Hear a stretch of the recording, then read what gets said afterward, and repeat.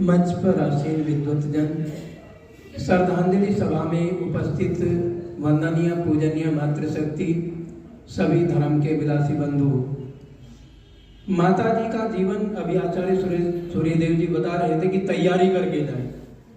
माता जी बिल्कुल तैयारी करके गई और जाने का कोई शौक नहीं था। 19 तारीख में लगभग 40 मिनट बैठ करके आता रहता था। कई दिन तक लगातार भी भजन सीखने की इच्छा होती थी, हारमोनियम सीखने की, तो बजाता रहता था। पिछले महीने भी माता जी कहती थी कि आपको 1 महीने तक आना, मुझे सिखाना है, मैं भजन, मेरा समय कट जाया करेगा तो भजन गुनगुनाया करेंगे। एक भजन उन्होंने सीख भी लिया था, मैंने बजाना उनको सिखा दिया, एक भजन सीख लिया था उन्होंने।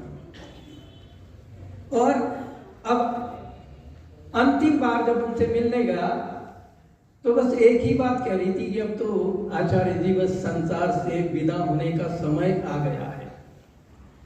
कोई पश्चाताप नहीं है, कोई दुख नहीं है। ऐसे ही पिताजी गए रामचंद्र जी, मैंने उनको देखा, माता जी को कह रही कि अब तू मने विदाई दे दे, अब मने जाना है, तू मने विदाई दे दे। कि नहीं, मैं कैसे कह दूं तुम चले जाओ यहाँ, मेरे जीवन साथी हो, मैं कैसे कह दूं।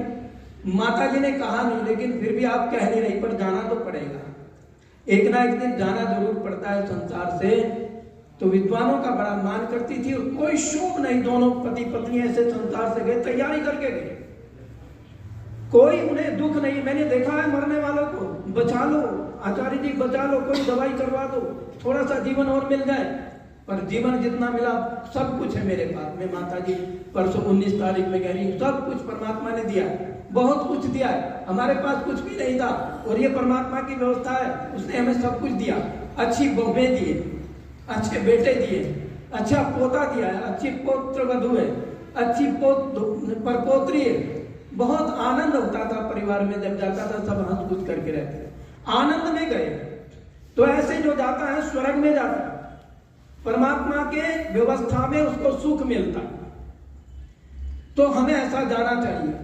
पर हमारे ऊपर कुछ ऋण है, 3 प्रकार के ऋण होते हैं, ऋषि ऋण, देव ऋण और पितृ ऋण। मां का ऋण कैसे चुकाया जाता है?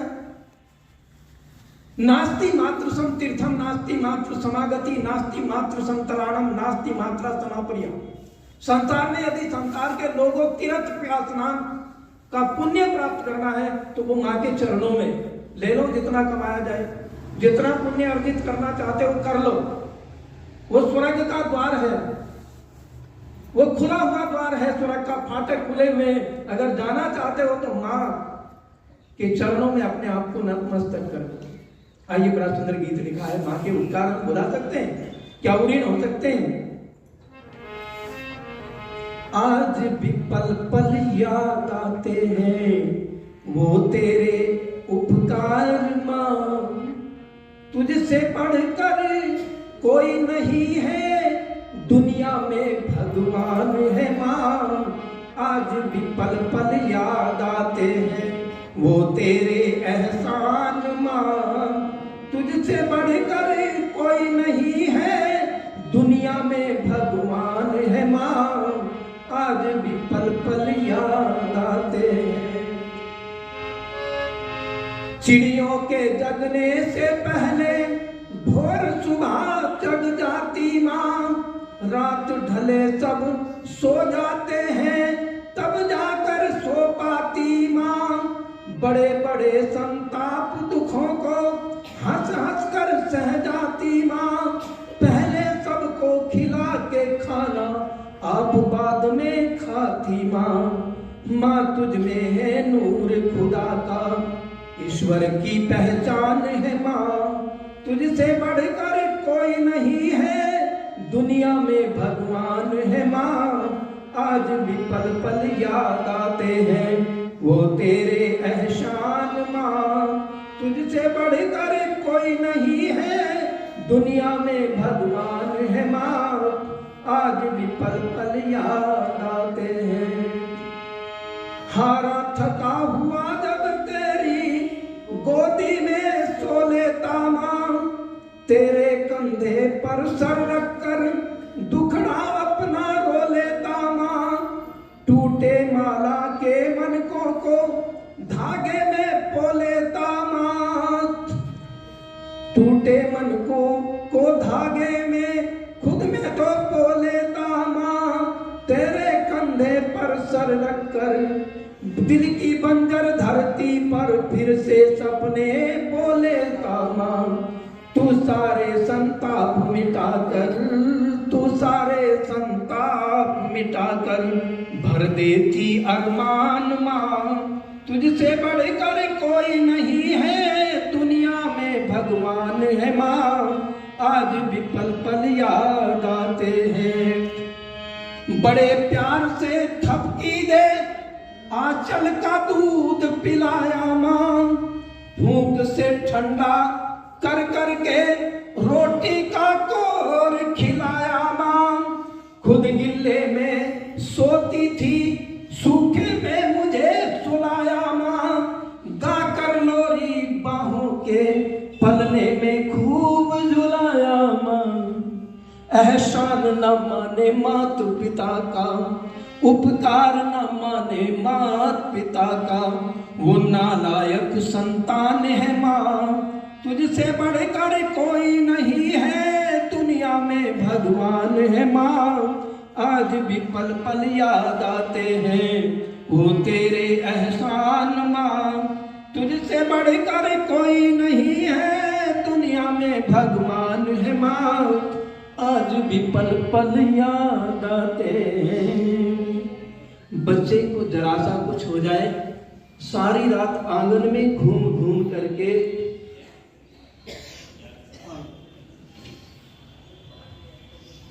मैं तो इसीलिए संचालन करते बनाता कि मैं बहुत थोड़ा बोलूंगा, और भी हमारे बीच में और विद्वान भी हैं।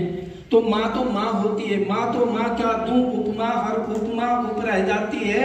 अनुपम माँ की उपमा से वाणी चुप रह जाती है।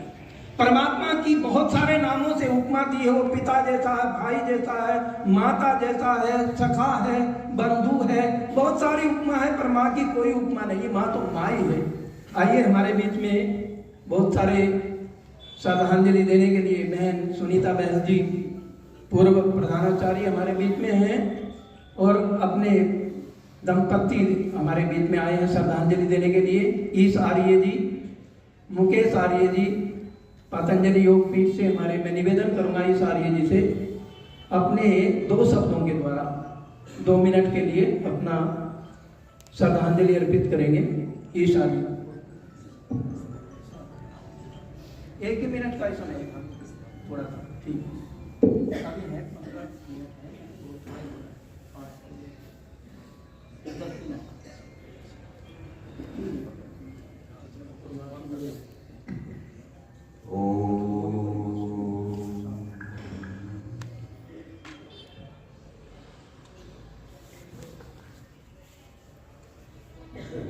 माँ के बारे क्या बोलूं। माँ के पास बैठते थे तो बस आर्य समाज वैदिक धर्म की चर्चा हो, मतलब इतना प्रेम, मतलब जैसे कि माँ के पास बैठा हूँ अपनी, वैसे प्रेम मिलता था माँ के पास। इतनी श्रद्धालु, इतनी डेडिकेटेड, मतलब अपने, वैसे तो महर्षि दयानंद ने 16 संस्कार बताए हैं जीवन के। मैं तो समझता ये जो आज हम सब एकत्रित हुए माता को श्रद्धांजलि देने के लिए, ये 17वां संस्कार है हम सब के लिए। तो जो माँ में अच्छे गुण थे ना, पूरे के पूरे परिवार को संजो के रखना, एक धार्मिक विद्वानों को घर के अंदर बुलाते रहना, तो एक बहुत बड़ा सत्संग था ये। तो मैं आज माता श्री जो कि हम सबसे विमुख हो गई हैं, परंतु जिनका प्यार वो सदा हमारे इर्द गिर्द रहेगा और हमें प्रेरणा देता रहेगा। कभी मैं पतंजलि योग पीठ में माता जी जाते थे, पूरे भाव विभोर होकर परम पूज्य स्वामी जी महाराज जी योग करवा रहे होते थे, परंतु शरीर की अवस्था वृद्ध होते हुए भी पूरी लगन और तन्मयता के साथ, मतलब अपने योग के कार्य के अंदर, सत्संग के अंदर समर्पित रहते थी माँ में। और माँ के साथ साथ एक कुशल किसान भी थी माँ। शायद जो किसान खेती बाड़ी करते हैं ना, उनको इतनी जानकारी नहीं होगी कि कौन सी फसल का समय है, कब नलाई करनी है, कब गुड़ाई करनी है, कब उसके अंदर खाद डालनी है। तो कृषि की दृष्टि से देखा जाए तो कुशल किसान के रूप में भी माँ बहुत बड़ा कार्य घर के अंदर करती थी, पूरे खेत को संभालना। कहती मेरा दिल तो खेत में ही लगता है, कहती यहाँ तो हम पत्थरों के पहाड़ों के अंदर आकर सेक्टरों में और इनमें बस गए हैं, परंतु मेरा दिल तो मेरा खेत के अंदर ही लगता है।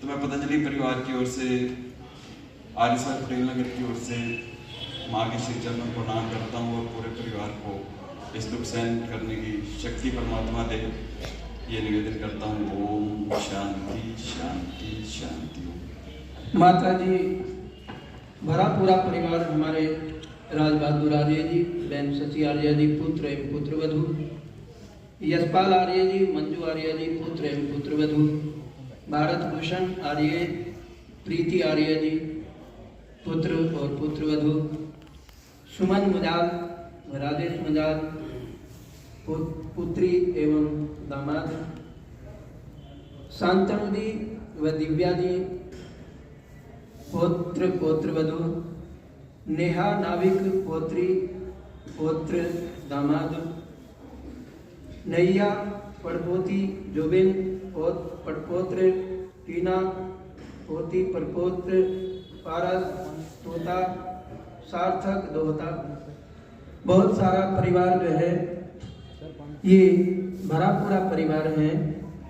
हमारे डॉक्टर संतलाल भाई, राजेंद्र सेठी, भगवान दास भतीजे, तिलक राज, सुरेश कुमार, अरविंद, भीम सेन धमीजा, भाई राम प्रकाश धमीजा, मनोहर, श्री पुत्र समान उनको मानते हैं। मनोहर जी जो है माता जी उनको अपने पुत्र जैसा, धर्म पुत्र की तरह मानती थी।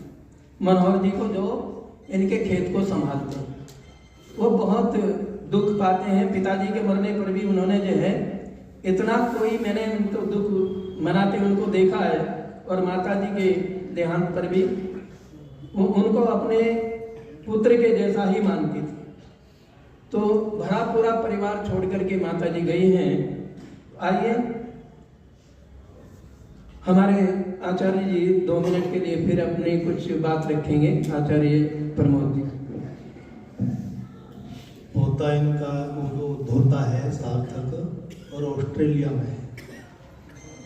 तो वो बच्चा जो है ना, गीता ज्ञान छोटा सा है, और वो अपनी दादी नानी दादी होगी नानी, तो उनको सुनाएंगे। लो।